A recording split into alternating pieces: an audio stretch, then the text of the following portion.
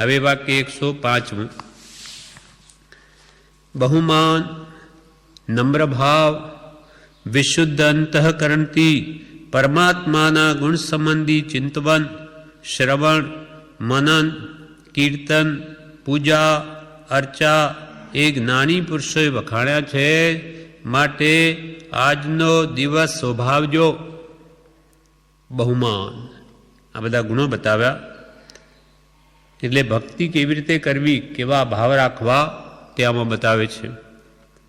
ભગવાન પ્રત્યે બહુમાન જોઈએ. પરમાત્માની વિશેષતા હૃદયમાં હોવી જોઈએ, મહત્તા અને પોતાની લઘુતા. એ ભગવાન હું આપની આગળ કંઈ નથી, કેમ કે આપ તો અનંત ગુણના ભંડાર છો ને હું અનંત દોષનો ભંડાર છું. એમ બહુમાન એટલે પોતાની લઘુતા અને પરમાત્માની મહત્તા. એ બે ગુણ હોય ત્યારે ભક્તિ થાય છે, ત્યારે જ ભક્તિ ઉગે. ભગવાનની આગળ નમ્ર બને, વિનયવાન બને, લઘુ બને અને ભગવાનની મહાનતા હૃદયમાં રાખે તો એ ભક્તિ કરવાને લાયક થાય છે. એટલે એને ભગવાન પ્રત્યે પ્રેમ જાગે છે.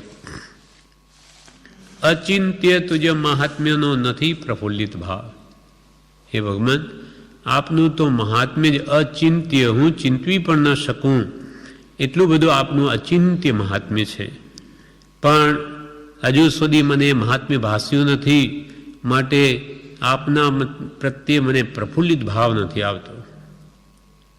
અચિંત્ય, ચિંતવી પણ ન શકાય એવું તુજ મહાત્મ્યનો નથી પ્રફુલ્લિત ભાવ.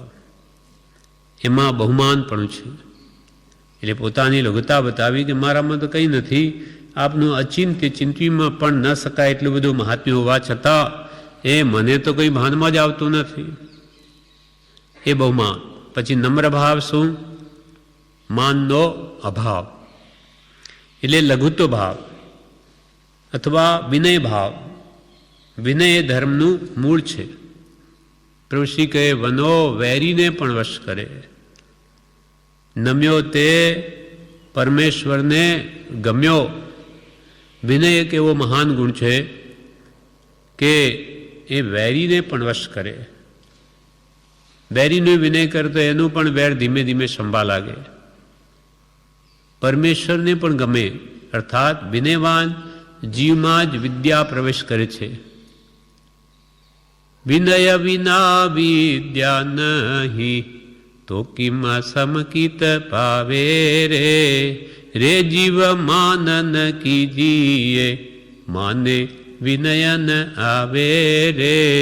રે જીવ માનન કીજીએ. માન એ વિનય ગુણને ખાઈ જાય છે. માનનું પ્રતિપક્ષી વિનય છે. જ્યાં વિનય હોય ત્યાં માન ન હોય, ને માન હોય ત્યાં વિનય ન હોય. એટલે રે જીવ માન ન કીજીએ, કેમ કે માને વિનય ન આવે. પોતાને મહાન માનતો હોય એ નમે નહીં ક્યાં. એમ માનનો અભાવ થાય, લઘુત્વ ભાવ આવે ત્યારે જ નમ્ર ભાવ આવે છે. અને વિનય ધર્મનું મૂળ. પહેલાં મંદિર કે સભા મંડપમાં પ્રવેશ કરતા આપણે પહેલાં વિનય કરીએ છીએ સત્પુરુષોનો કે ભગવંતનો. કેમ કે હે ભગવાન, હું તો આ દોષ અનંતનો આપ અનંત ગુણના ભંડાર, આપના ચરણકમળ જે શરીરનું કનિષ્ઠ અંગ કહેવાય અને મારું માથું જે શરીરનું શ્રેષ્ઠ અંગ કહેવાય એ આપના ચરણ કમલમાં નમે છે. હું તો આપની ચરણ રજ પણ નથી. એટલો વિનય આવે ત્યારે એનો ઉપદેશ આપણા અંદર પરિણમે છે. એટલે વનો વેરીને વશ કરે. નમ્યો તે પરમેશ્વરને ગમ્યો. નમસ્કારથી જીવ ધર્મ પામે છે. વિનય ન કરે તો જ્ઞાની ગુરુ પણ ઉપદેશ ના આપે કે એને શું કે ઉદંડ છે, એનામાં વિનય ભાવ જ નથી, એ ક્યાંથી ગ્રહણ કરી શકે. એટલે નમસ્કાર કરે ત્યારે જીવ ધર્મ પામે. જ્ઞાનીઓને આપણા નમસ્કાર નથી જોઈતા, પણ વિનય ભાવ જોઈએ છે. અને એ નમસ્કાર વડે પ્રદર્શિત થાય છે. જો અહંકાર હોય તો એ નમે જ નહીં. એમ નમસ્કારથી જીવ એક તો ધર્મ પામે, બીજું 4 પ્રકારે ધર્મ પામે. બીજું દાનથી. શાલીભદ્ર આગલા ભાવમાં ભરવાડ હતા તે ખીરનું દાન આપવાથી શાળી ભદ્ર બની ગયા. મહાપુણ્ય બંધ થઈ ગયો. નમસ્કાર રડીને તો ખીર માતા પાસે બનાવી અને મુનિને દાન આપવામાં બધી આપી દીધી તોય ખેદ ન થયો. એમ ઉત્તમ દાનથી એક ભિખારી જેવો ભરવાડ તે બીજા ભાવમાં મહાન શાળી ભદ્ર શેઠ બની જાય છે. અને પછી તો ભગવાન મહાવીર સ્વામી મળ્યા એટલે ઉત્તમ ધર્મબોધ પામીને કલ્યાણ સાધી ગયા. એમ નમસ્કારથી ધર્મ પામે, દાનથી ધર્મ પામે, અને દાનમાં પાછા આહાર દાન, ઔષધ દાન, અભય દાન અને જ્ઞાન દાન, 4 પ્રકારના દાન છે. આહાર દાનથી ભગવાનનો શબ્દ જીવાનંદા વેદ એક ભમો હતા, ત્યાં મુનિની સેવા કરવાથી પણ ધર્મ પામ્યા. તેમ ઔષધ દાનથી આ જીવાનંદાવે ધર્મ પામ્યા, આહાર દાનથી શાળીભદ્ર અને જ્ઞાન દાનથી કુંદકુંદાચાર્ય. આગલામાં બખોળમાં મળેલું શાસ્ત્ર તે ઘરમાં રાખી રોજની પૂજા કરે. અને કોઈ મહાત્મા આવ્યા તો કે મારે તો આ કોઈ મહાન વસ્તુ છે, આ મહાત્માને કંઈ કામ લાગે એવી છે, એમ કરીને ભાવ સહિત વરાવી દીધું. એટલે કૃપાલદેવે પણ એમના ધર્મપત્ની તેમજ માતાને લાભ થાય એના માટે જ્ઞાનાર્ણવ અને કાર્તિકાનું પ્રેક્ષા 2 ગ્રંથો એમના હાથે પ્રભુશ્રી દેવકણજીને જે ચોથા આરાના મુનિ જેવા એમને દાનમાં અપાવ્યા, દાન કરાવ્યું એમના હાથે, જ્ઞાન દાન. તેમ અભયદાનમાં અભયકુમાર 1.25 ટાંકભર માંસ જોઈએ છે. મોક્ષમાળામાં કહ્યું ને, માંસ બહુ સસ્તું થયું છે કે એમ કરીને જે બહાર લોકવાયકા થઈ કે આ માંસ બહુ સસ્તું મળે હવે. ત્યારે કે હવે એમને ખબર પડે સસ્તું કે મોંઘું. એટલે રાત્રે જઈને અકસ્માત અભયકુમાર બધા મંત્રીઓને ત્યાં કે ભાઈ આ 1.25 ટાંકભર ક્ષણિક રાજાને એટલો એવો રોગ ઉત્પન્ન થયો જોઈએ છે, એટલે હું લેવા આવ્યો છું. કાળજાનું એ પણ હવે એ તો મુઆ વગર અપાય નહીં. એટલે કેટલાય પૈસા આપ્યા અને પછી ભાઈ તમે બીજે જોજો, અહીંયા તો કોણ આપ્યા, એમ કરીને બધા મંત્રીઓને ત્યાં ફરે પણ કોઈને એ 1.25 ટાંકભર માંસ આપ્યું નહીં, પણ લાખો રૂપિયા આપ્યા કે જાણે આપણી વાત કરે નહીં રાજા આગળ. પછી ત્યાં બીજે દિવસે સવારમાં સભા મધ્યે બધા મંત્રીઓ આવ્યા. શ્રાનિક મહારાજાને પૂછે કેમ છો, સાતા છે, સારું છે, સારું છે, કે આ શું? બધા જ કેમ એમ પૂછે? ત્યારે કે આપને રાત્રે બીમારી થઈ ગયેલી, આપ અકસ્માત બીમાર પડી ગયેલા. ત્યારે શ્રાનિક મહારાજાને આશ્ચર્ય થાય છે કે આ શું છે બધું. ત્યાર પછી આ કહે છે અભયકુમાર કે મહારાજ કે કાલે બધા કહેતા હતા કે માંસ બહુ સસ્તું થયું છે, એટલે હું લેવા ગયેલો એમને ત્યાં. એ 1.25 ટાંકભર કાળજાનું માંસ પણ મને કોઈએ આપ્યું નહીં, પણ લાખો આ રૂપિયા આપ્યા જો ઢગલા કર્યા ત્યાં. તો માંસ સસ્તું કે મોંઘું? ત્યારે બધાને ખબર પડી કે ઓહો, આપણા કાળજાનું 1.25 ટાંકભર માંસ આપતા લાખો રૂપિયા આપણે આપવા તૈયાર છે, પણ આપીએ નહીં.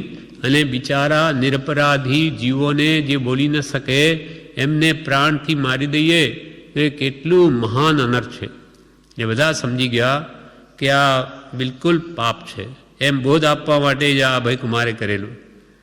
એમ આ નિમિત્તોથી ધન પામે છે.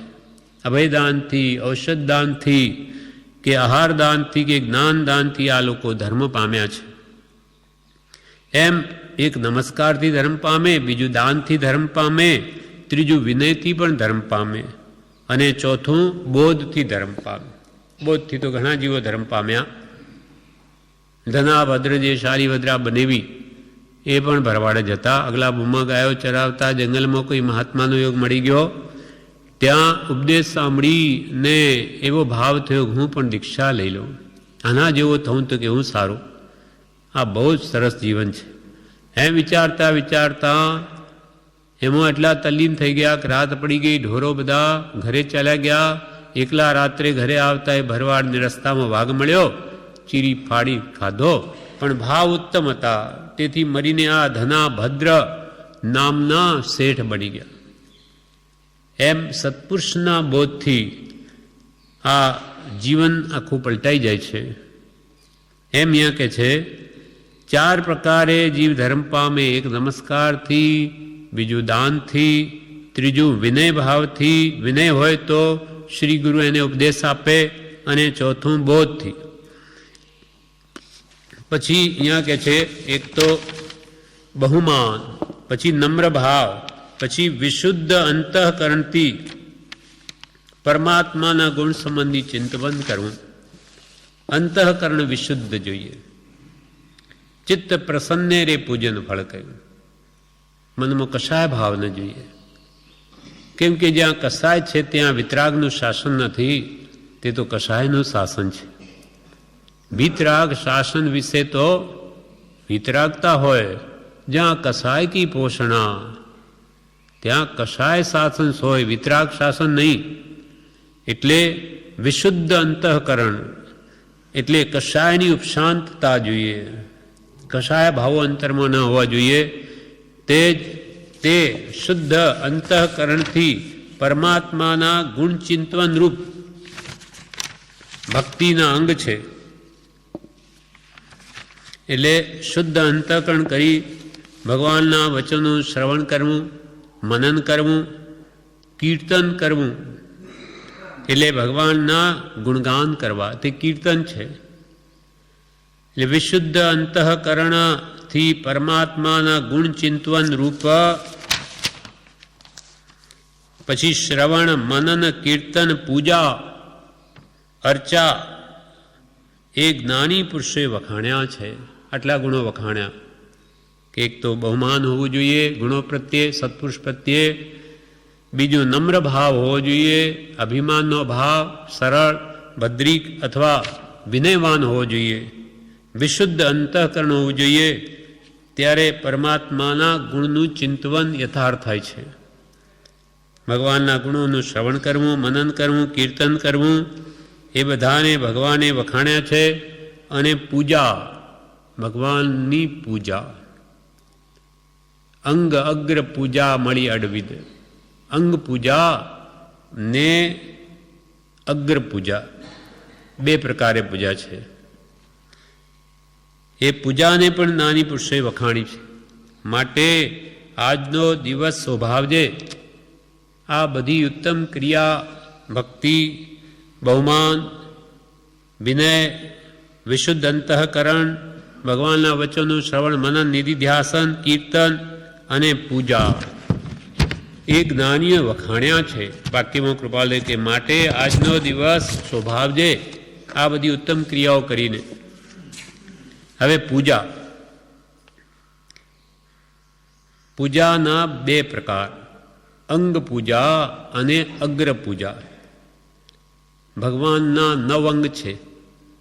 9 અંગે કેસર કે ચંદનની આપણે પૂજા કરીએ છીએ તે અંગ પૂજા.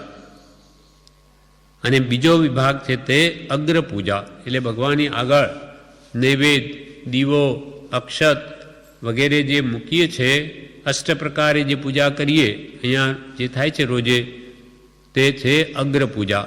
અને ભગવાનના અંગે જે ચંદન કે કેસરથી પૂજા કરીએ તે છે અંગ પૂજા. પૂજા નિમિત્તે ભગવાનના અંગોનો સ્પર્શ કરે ત્યારે ભગવાને તે અંગો કેવા અર્થે પરમાર્થે વાપર્યા છે તેની સ્મૃતિ આવતા તેના પ્રત્યે ભક્તિ પ્રગટે છે. ભગવાનના 9 અંગો, પગ, ચરણ, જાનું, કાંડા કે ખભા કે કપાળ કે છાતી કે નાભી, એ અંગોમાં જે આપણે પૂજા કરીએ છીએ તો એ દરેક અંગે પૂજા કરતાં ભગવાને પોતાના એ અંગોને કેવી રીતે વાપર્યા, શામાં વાપર્યા, કયા પરમાર્થે એનો એમને ઉપયોગ કર્યો, એની સ્મૃતિ આવતા એમના પ્રત્યે ભક્તિ પ્રગટે છે. માટે આ 9 અંગે પૂજા કહી. એના ઉપર નવાંગ પૂજાના દુહા છે. 9 અંગે પૂજા કરવી એ શા માટે આ દુહામાં જણાવે છે. જળભરી સંપુટ પત્રમાં યુગલિક નર પૂજંત, ઋષભ ચરણ અંગૂઠડો દાયક ભવ જળંત, નવાંગ પૂજાના દુહા, નવંગ ભગવાનના એ પૂજાના દુહા. પહેલાં તો એમ કહ્યું કે જળ ભરી સંપુટ પત્રમાં યુગલિક નર પૂજંત. ભગવાનના ઋષભદેવના સંબંધમાં યુગલ્યા હતા તે સમયે, એટલે એ પછી પાંદડાના પડિયામાં જળ ભરી સંપુટ એટલે પાંદડાના પડિયામાં જળ ભરી અને યુગલિક નર પૂજંત ભગવાનના ચરણ કમળ ઋષભ ચરણ અંગૂઠડો ભગવાન ઋષભદેવના અંગૂઠાને પૂજે છે. દાયક ભવજળ અંત શા માટે પૂજે છે? તો કે ભગવાનના ચરણ કમળ જ્યાં મહાજનો યેન ગત સપંથા, મહાપુરુષો જે માર્ગે ચાલ્યા એ જ મોક્ષ માર્ગ છે. તો મહાપુરુષોના ચરણ કમળ એ એટલે એની આજ્ઞા, આપણી દ્રષ્ટિએ એની આજ્ઞામાં ચાલીએ તો એ ભવજળનો અંત આવે. સંસારનો અંત લાવવા માટે ભગવાનના ચરણ જે દિશામાં ચાલે તે દિશામાં એની પાછળ પાછળ ચાલુ, એવા ભાવ ભગવાનના ચરણની પૂજા કરતા હોવા જોઈએ કે એના ચરણ જ્યાં ધરે જંગમ તીરતે તે રજમાં મસ્તક ચડો બાળક માંગે. સત્પુરુષના ચરણ જે રીતે ચાલે જે દિશામાં, અર્થાત તે જે કહે તેમ જ વર્તવું, એની આજ્ઞા ઉઠાવું તો હું ભવજળનો અંત પામું. એના માટે અંગૂઠડે પૂજા કરે. શરૂઆતમાં આપણે પગના અંગૂઠાને પૂજા કરીએ છીએ. જળ ભરી સંપુટ પત્રમાં યુગલિક નર પૂજંત વૃષભ ચરણ અંગૂઠડો દાયક ભવજળ અંત. પછી સાથળ જાનુની પૂજા કરીએ છીએ આપણે. તે ભગવાને એ જાનુ બળે શું શું કામ કર્યું? જાનુ બળે કૌસગરયા વિચર્યા દેશ વિદેશ ખડા ખડા કેવળ લયો પૂજો જાનુ નરેશ.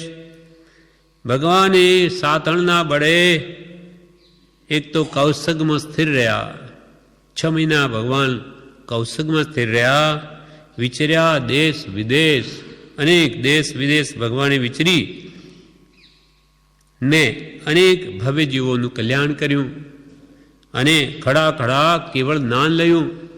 માટે પૂજો જાનુ નરેશ. નરોમાં ઈશ જેવા ભગવાન તેને તમે પૂજો, કેમ કે એને દેશ વિદેશમાં વિચરીને આ જાનુ બળે કેટલાય જીવોનું કલ્યાણ કરી દીધું.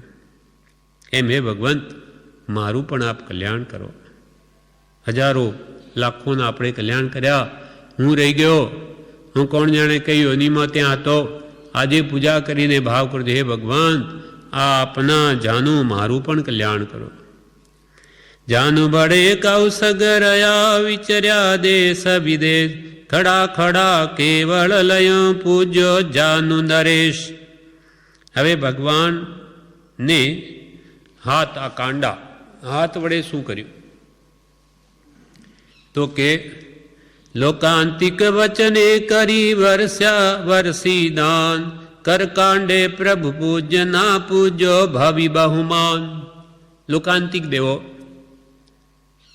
ને એવો નિયોગ છે કે ભગવાનને વૈરાગ ઉત્પન્ન થાય, ઘર છોડવાનો સમય થાય, તે આવીને યાદી આપે કે હવે ભગવંત તીર્થ પ્રવર્તાવો. બસ એ બ્રહ્મચારી દેવો છે બધા, 5મા દેવલોકના અંતમાં રહે છે. ભગવાન એટલો જ નિયોગ છે, એવો નિયમ છે કે ભગવાનને વૈરાગ થાય આવીને એટલું ચેતાવીને ચાલ્યા જાય. એ લોકાંતિક વચને કરી ભગવાને જાગૃતિ પામી અને આખો વર્ષ સુધી વરસીદાન આપ્યું. આ કાંડા કરીને, હાથે કરીને હજારો જીવોને એને સુખી કર્યા દાન આપીને. દેવો બધું પૂરે અને જે માગે એને બધું આપે. લોકાંતિક વચને કરી વરસ્યા વરસી દાન. વરસી એટલે 1 વર્ષ સુધી દાન આપ્યું. કર કાંડે પ્રભુ પૂજના પૂજો ભવિ બહુમાન. તો આપે હાથ વડે હજારોને દાન આપીને સુખી કર્યા. એવો હે ભગવંત આપના કાંડા એ મને પણ આ મોક્ષનું દાન આપો, મુક્તિ દાન આપો. એવો ભાવ કરીને હાથની પૂજા કરવી, કાંડાની, પછી ભુજની. અહીંયા કર્યા પછી અહીંયા પૂજા કરીએ છીએ ભુજબળ. ભુજબળે ભગવાને શું કર્યું? માન ગયું દોય અંશથી દેખી વીર્ય અનંત, ભુજ બળે ભવજળ ત્યરા પૂજો સ્કંદ મહંત. માન ગયું દોય અંશથી, ભુજબળ એટલે વીર્યબળથી, અનંત વીર્ય દેખી વીર્ય અનંત. ભગવાનના અનંત વીર્યના બળને જોઈ માન અપમાન દોય અંશથી બે નાસી ગયા. આનંદજીએ લખ્યું, માન અપમાન ચિત્ત સમગણે, સમગણે કનક પાષાણ રે, બાંધક નિંદક સમગણે, ઈશ્યો હોય તું જાણ રે, શાંતિ જીન એક મુજવી નથી. માન કે અપમાન, ભગવાન તો બધું સમ. પ્રભુ શ્રીજી આહોરમાં આ ભાવ સ્પષ્ટ કરેલો, એમની દશા બતાવેલી કે પ્રભુ કોઈ અમને કુહાડાથી કાપે કે કોઈ ચંદનથી વિલેપન કરે, પ્રભુ બંને પ્રત્યે અમને તો સમ છે. કુહાડાથી મારો તો એના પ્રત્યે દ્વેષ ભાવ નથી, અને ચંદનનું વિલેપન કરો એવા ભક્ત પ્રત્યે પણ અમને કોઈ બીજો ભાવ નથી. બધું સમ છે. એમ એ ભગવંતને માન અપમાન બે અંશથી ગયું. દેખી વીર્ય અનંત, અનંત વીર્ય ભગવાનનું જોઈને માન અપમાન કોઈ ત્યાં રહ્યા નહીં. અને ભુજ વડે ભવ જળ તર્યા, આ ભુજાના વડે આખા સંસાર સમુદ્રને ભગવાન તરી ગયા. પૂજો સ્કંદ મહાન, એવા આ ભગવાનના ખભાની તમે પૂજા કરો. તો એ ભગવંત મને એવી શક્તિ આપ્યો કે હું પણ આ ભુજ વડે આ ભવસાગરને તરી જાઉં. માન ગયું દોય અંશથી દેખી વીર્ય અનંત, ભુજ બળે ભવ જળ તર્યા પૂજો સ્કંદ મહંત. હવે શિખા માથા ઉપર જે ચોટી જેવું દેખાય ભગવાનને, ત્યાં પૂજા કરી છે. એનું કારણ કે છે, સિદ્ધ શિલા ગુણ ઉજળી લોકાંતે ભગવંત, બસિયા તીણે કારણ ભવી શિર શિખા પૂજંત. સિદ્ધ શિલા ગુણ ઉજળી, જેમ ભગવાનના માથા ઉપર ચોટી જેવું ભાગ દેખાય, તે એકદમ તે લોકાંતે ભગવાન. તે ભગવાન ક્યાં બિરાજે? લોકના અંતે, એકદમ ઉપર સિદ્ધ શિલામાં બિરાજે.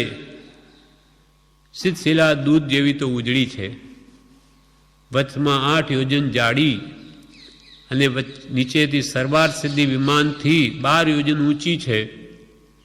અને આમ ચંદ્રમાની જેમ પાતળી છે. નાકામ જતાં તો એક માખના પાંખ જેવી પાતળી બની જાય. અંગુલના સંખ્યાત્મક ભાગ માત્ર પાતળી, વચ્ચે 8 યોજન જાડી, માખણ જેવી કોમળ, એમ કે છે.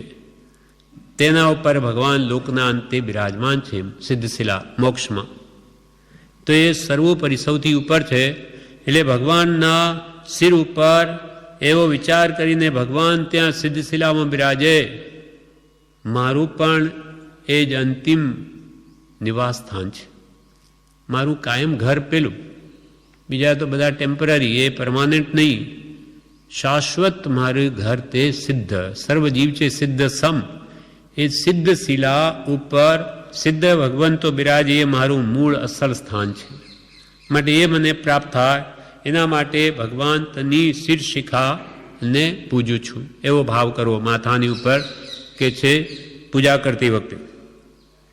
સિદ્ધ શિલા ગુણ ઉજળી લોકાંતે ભગવંત, વસિયા તીણે કારણ ભવી. ત્યાં ભગવંત વસિયા, તે કારણ ભવી શિર શિખા પૂજંત. દૂધ જેવી સફેદ એવી સિદ્ધ શિલા પર બિરાજમાન થયા, તેથી ભગવાનની શિર શિખાની પૂજા કરો. હવે કે છે કપાળમાં તિલક કરીએ છીએ ભગવાનને. એ શા માટે? તીર્થંકર પદ પુણ્યથી ત્રિભુવન જન સેવંત, ત્રિભુવન તિલક સમા પ્રભુ ભાળ તિલક જયવંત. તીર્થંકર પદ પુણ્યથી પામ્યા. તીર્થંકર નામ કર્મ છે, આવું સર્વોત્કૃષ્ટ પુણ્ય છે. તેથી આપ તીર્થંકર પદ પામ્યા. માટે આપને તો ત્રણેય લોકના જીવો પૂજે, સેવા કરે છે આપણી. ત્રિભુવન જન સેવંત, માટે આપ તો ત્રિભુવનના તિલક સમાન છો, એટલે મહાન છો, સર્વથી તિલક સમાન. તેથી એમના કપાલમાં તિલક કરીએ છીએ. કે સૌથી મહાન કોણ? તો કે ભગવાન, એથી મહાન કોઈ નથી. એમ વિચાર કરીને આપ જગતમાં આપને ત્રણેય લોક પૂજે. આપ જગતમાં 3 લોક તિલક સમાન છો, 3 લોકમાં. માટે આપના તિલકમાં પ્રણામ કરું છું. હે ભગવાન, આવી શાશ્વત આત્મરિદ્ધિને કૃપા કરીને મને પણ આપો. તીર્થંકર પદ પુણ્યથી ત્રિભુવન જન સેવંત, ત્રિભુવન તિલક સમા પ્રભુ ભાળ તિલક જયવંત. એમ કહીને ભગવાનના ભાલમાં, કપાળમાં તિલક કરવું. ત્યાર પછી કંઠમાં, અહીંયા આપણે ટીકી લગાડીએ છીએ. તે શા માટે?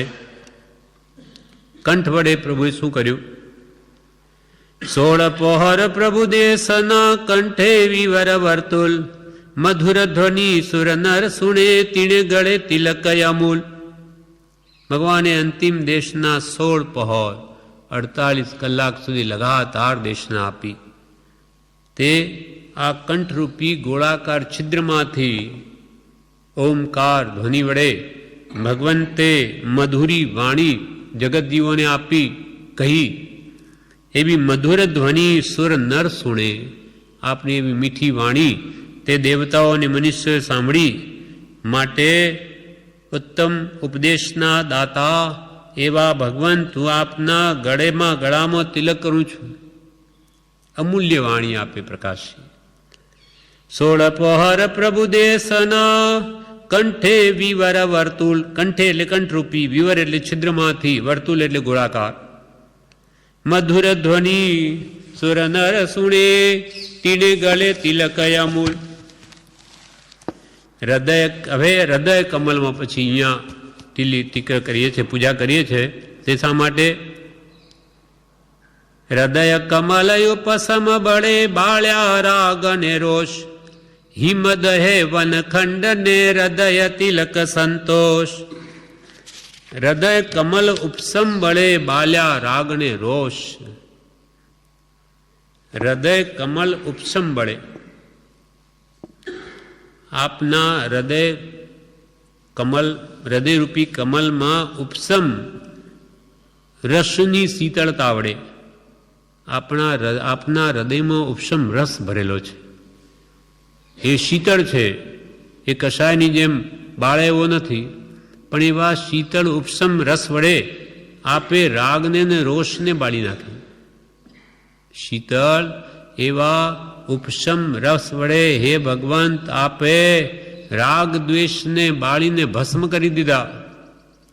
શીતળતા વડે કેવી રીતે બળી ગયા રાગ દ્વેષ? એનું દ્રષ્ટાંત આપે કે હિમ દહે વનખંડને. હિમ એટલે બરફ. બરફ જ્યારે પડે તે વનમાં ઝાડો બળી જાય. બરફ તો ઠંડો હોય, કે અગ્નિ તો હોય નહીં ગરમ.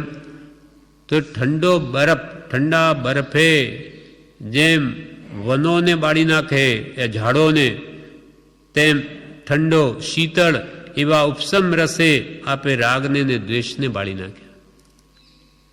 હૃદય કમલ ઉપસમ બળે બાળ્યા રાગ ને રોષ, હિમ દહે વનખંડ ને હૃદય તિલક સંતોષ. એવા હૃદય તિલક, હૃદયમાં તિલક કરીને સંતોષ પામો. અને એવા ઉપસમ રસની માંગણી કરો કે ભગવંત આપે ઉપસમ રસ વડે આ રાગ દ્વેષરૂપ સંસારનું મૂળ બાળીને ભસ્મ કરી દઉં, તો એવો મને ઉપસમ આપો. પછી નાભી કમલની પૂજા. રત્નત્રયી ગુણ ઉજળી સકલ સુગુણ વિશ્રામ, નાભી કમલની પૂજના કરતા અવિચલ ધામ. રત્નત્રય, સમ્યક દર્શન, સમ્યક જ્ઞાન અને સમ્યક ચારિત્ર, એ ત્રણેય ગુણ બહુ જ ઉજળા છે, સકળ સુગુણનું વિશ્રામ સ્થાન છે. એવા નાભી કમળની પૂજતા કરતાં અવિચલ ધામની પ્રાપ્તિ કરો. તમે એવા ભાવ કરી કે મને રત્નત્રય આપો, એવો ભાવ કરીને કે જે સકળ ગુણનું વિશ્રામ સ્થાન છે, એમ ભાવ કરીને નાભી કમળની પૂજા કરો કે જે કરતાં અવિચલ ધામ મળે, જ્યાંથી વિચલિત થવા પણ નથી, એવું મોક્ષધામની પ્રાપ્તિ થાય. એમ વિચારીને નાભી કમળમાં પૂજો. પછી આ પ્રમાણે 9 અંગે પૂજા કહી. તો ભગવાને 9 તત્વનો ઉપદેશ આપ્યો: જીવ, અજીવ, આશ્રમ, સમર, બંધ, મોક્ષ, નિર્જરા, પાપ અને પુણ્ય. ઉપદેશક 9 તત્વના તીણે 9 અંગ જીણંદ, પૂજો બહુવિધ રાગ, શું કહે શુભ વીર મુનિંદ. 9 તત્વના ઉપદેશક ભગવાન હોવાથી ભગવાનના 9 અંગમાં પૂજા કરો. પૂજો બહુવિધ રાગ, શું અનેક પ્રકારે ભગવાનની પૂજા કહી છે. એ ભાવ ભક્તિ સહિત ભગવાનની પૂજા કરો, એમ શુભવીર નામના મુનિ કહે છે. પૂજો બહુવિધ રાગ, શું કહે શુભ વીર મુનિંદ. આ પ્રમાણે આ બધી અંગ પૂજા કહી ભગવાનની. આંગી કહો અથવા અંગ પૂજા કહો. હવે અગ્ર પૂજા ભગવાનની આગળ 8 પ્રકારે અહીંયા પૂજા કરીએ છીએ.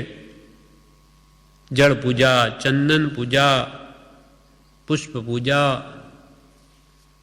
અક્ષત પૂજા, ધૂપ પૂજા, દીપ પૂજા અને નૈવેદ્ય પૂજા અને ફળ પૂજા, એનું કે છે. એ બધી પૂજાઓમાં કંઈક પરમાર્થ રહેલો હોય છે. હવે અગ્ર પૂજા સંબંધીનો પરમાર્થ કહે છે. સ્નાત્ર પૂજામાં પહેલી જળ પૂજા આવે. આ ભગવાનને 8 પ્રકારની પૂજા કરો, એમાં પહેલી જળ પૂજા તો ભગવાનને સ્નાન કરાવે. તે શા માટે? પોતાના કર્મ મળ ધોવા માટે. ભગવાનને નવડાવી, એ ભગવાન મારા કર્મ મેલને ધોઈ નાખો, એના માટે હું આપની આ જળ વડે, ઉત્તમ સુગંધિત જળ વડે આપને પ્રક્ષાળ કરું છું. એ જળ પૂજા. કર્મ મેલ ધોવા માટે. ચંદન પૂજા શા માટે? તો કે આત્માને ત્રિવિધ તાપથી ચંદન જેવો શીતળ બનાવવા માટે. ત્રિવિધ તાપાગ્નિથી આપણો આત્મા સદા પ્રજ્વલિત છે, એ ચંદન જેવો શીતળ બની જાય ઉપશાંત રસ વડે. ચંદન પૂજા તે આત્માને ત્રિવિધ તાપથી ચંદન જેવો શીતળ કરવા માટે. પછી ત્રીજી અક્ષત પૂજા. એ શા માટે? અક્ષય પદ પ્રાપ્ત કરવા માટે. અક્ષય પદ, પછી કોઈ કાળે એ પદ ક્ષય જ ન થાય એવી મુક્તિ મેળવવા માટે. ચોથી ધૂપ પૂજા, તે કર્મ દહન માટે. ધૂપની જેમ મારા કર્મો બધા બળીને ઉડી જાય, એના માટે ધૂપ પૂજા કરું છું. નૈવેદ્ય પૂજા, તે પ્રભુ આગળ નૈવેદ્ય મૂકી એવી ભાવના કરવાની છે કે મને અન વત્તા આહાર એટલે અનાહાર પદની પ્રાપ્તિ થાવ. મારે કોઈ દિવસ ભોજન કરવાનો આત્માનો સ્વભાવ નથી. મારું અનાહારી પદ મારું છે, એ મને પ્રાપ્ત થાવ, જેથી પછી મને કોઈ દિવસ આ ખાવા પીવાની માથાકૂટ જ ન રહે. એના માટે આપની આગળ નૈવેદ્ય મૂકું છું. પછી દીપ પૂજા શા માટે? અંતરમાં જ્ઞાન જ્યોતિ પ્રગટાવવા માટે, જ્ઞાનરૂપી દીવો પ્રગટ કરવા માટે. પુષ્પ પૂજા શા માટે? તો કે પુષ્પ એ કામના બાણ છે. હા, કંઈ નહીં, આગળ પાછળ તો એનો વાંધો નહીં. હા, અહીંયા ફળ તો છેલ્લી આવે છે, ફળ પૂજા. હા, મોક્ષરૂપી ફળ. એટલે ત્યાર પછી દીપ પૂજા, એ જ્ઞાન પ્રગટાવવા. પુષ્પ પૂજા શા માટે? તો કે પુષ્પ એ કામના બાણ કહેવાય. હું વિષયમાં તણાવું છું, તેનાથી બચવા માટે નિર્વેદી થવા આ પુષ્પ પૂજા કરું છું. વેદ રહિત જ થઈ જાઉં. પછી મને ક્યાં આ વિષયો મને આકર્ષણ કરી શકે? નિર્વેદી બનવા માટે આ પુષ્પ પૂજા કરું છું. કેમ કે પુષ્પને કામના બાણ કહે અને હું આ કામ વાસનાથી હણાવું છું. તેને બચવા માટે મને નિર્વેદી થવા પુષ્પ પૂજા કરું છું. હવે 8મી ફળ પૂજા. મોક્ષ શ્રી એટલે મોક્ષરૂપી લક્ષ્મી મને મળે, એટલે મોક્ષરૂપી ફળ મને પ્રાપ્ત થાય, મુક્તિ મળે. એના માટે હું આ 8મી ફળ પૂજા કરું છું. એમ 8 પ્રકારે અંગ પૂજાનો ભાવ, અગ્ર પૂજાનો ભાવ કયો. પછી ચિંતવન છે તે પરમાત્માના ગુણનું ચિંતવન કરવું. કોનું ચિંતવન કરવું? પરમાત્માના ગુણોનું. મનન કોનું કરવું? તે પરમાત્માના જે વચન સાંભળ્યા હોય તેનું મનન કરવું, તેનો વિચાર કરવો. પરમાત્મામાં અનંત ગુણો છે, તેમાંથી ઘાતિયા કર્મ જવાની અપેક્ષાએ અર્યંતના મુખ્ય 4 ગુણ છે. તે અનંત જ્ઞાન, અનંત દર્શન, અનંત સુખ, અનંત વીર્ય. એ 4 ઘાતિયા કર્મ જવાથી આ 4 અનંત ચતુષ્ટય પ્રાપ્ત થયા ભગવાનને. અર્યંતને, સિદ્ધને તો 8 ગુણ પ્રાપ્ત થયા. તે સમત્ત નાણ દંસણ વીર્ય સુહમ તવે અવગહનમ અગુરુ લહુ અબ્બા બાહવો 8 ગુણા હોવંતી સિદ્ધાણમ. અર્થ ક્ષાયક સમ્યક દર્શન, મૌનીય કર્મ જવાથી, દર્શનમાં જવાથી, પછી કેવળ જ્ઞાન, કેવળ દર્શન, અનંત વીર્ય, એ 4 ઘાતિયા કર્મ ક્ષય થવાથી ગુણો પ્રગટેલા છે. અને 4 અઘાતિયા કર્મમાં નામ કર્મનો અભાવ થવાથી અરૂપીપણું, દેહરહિતપણું પ્રગટે, સૂક્ષ્મત્વ પ્રગટે. પછી આયુષ્ય કર્મનો ક્ષય થવાથી 4 ગતિના જુદા જુદા આયુષ્ય, એની જુદી જુદી અવગાહના થતી હતી તે મટી જઈ અને અચળ અવગાહના પ્રાપ્ત થાય. તે અચળ અવગાહના તે આયુષ્ય કર્મના ક્ષયથી પ્રગટે છે. અને સિદ્ધ ગતિમાં આત્મ પ્રદેશના આકારે અચળ અવગાહના રહે છે. જે અહીંયાથી દેહ છોડી મોક્ષમાં જાય એનો 1/3 ભાગ અંદરનો પોલાણ ભાગ ભરાઈ જઈ અને એ જ આકારે તે સિદ્ધ શિલા ઉપર તે આત્માના પ્રદેશો બિરાજમાન થાય છે. અવગાહના કહે છે એને, તે આકાર. પછી અવ્યાબાદ ગુણ તે વેદનીય કર્મના ક્ષયથી પૂતગલના સુખ દુઃખનો અભાવ થયે એ અવ્યાબાદ ગુણ પ્રગટે છે. એ વેદનીય કર્મના અભાવે પ્રગટે. અને અગુરુ લઘુ ગુણ તે ગોત્ર કર્મના અભાવથી પ્રગટે છે. એમ 4 અઘાતિયા કર્મ ક્ષયવાથી આ 4 ગુણો પ્રગટે. આ પ્રમાણે ઘાતિયા અને અઘાતે 2 મળી સિદ્ધના 8 ગુણ થાય છે મુખ્ય. ભગવાનના આ ગુણોનું ચિંતવન કરીને આજનો દિવસ શોભાવજે. કૃપાલ દેખે છે આ જે ગુણો છે એનું તું ચિંતવન કરીને આજનો દિવસ શોભાવજે. એટલે બહુમાન, ભગવાનનું બહુમાન, નમ્ર ભાવ, વિનય ભાવ રાખીને અને વિશુદ્ધ અંતઃકરણથી, શુદ્ધ મનથી પરમાત્માના ગુણ સંબંધી ચિંતવન, ગુણોનું ચિંતવન, એના ઉપદેશનું શ્રવણ, પછી મનન અને કીર્તન, પૂજા અર્ચા એ જ્ઞાની પુરુષોએ વખાણ્યા છે. માટે આજનો દિવસ શોભાવજે. તે રીતે આ બધી પ્રવૃત્તિઓ કરીને આજનો દિવસ શોભાવજે, આજનો દિવસ સફળ કરજે. એટલે આત્મગુણથી આત્મા શોભે, પૂતગલના અલંકારથી દેહ શોભે. અલંકાર પહેરે, દાગીણા તો કે આ દેહ શોભે નાશવંત એવો, અને આત્માના ગુણોથી આત્મા શોભે. તેમ જીવનની જો સફળતા થાય એમ દિવસનો ગળાય તો આજનો દિવસ પણ શોભે છે. ઉત્તમ કાર્યોમાં, સત્પુરુષના વચનોમાં, પૂજામાં, ભક્તિમાં, વિનય કરવામાં ઉત્તમ રીતે ગળાય તો આજનો દિવસ પણ શોભે. આ પ્રમાણે 105મું વાક્ય પૂરું થયું.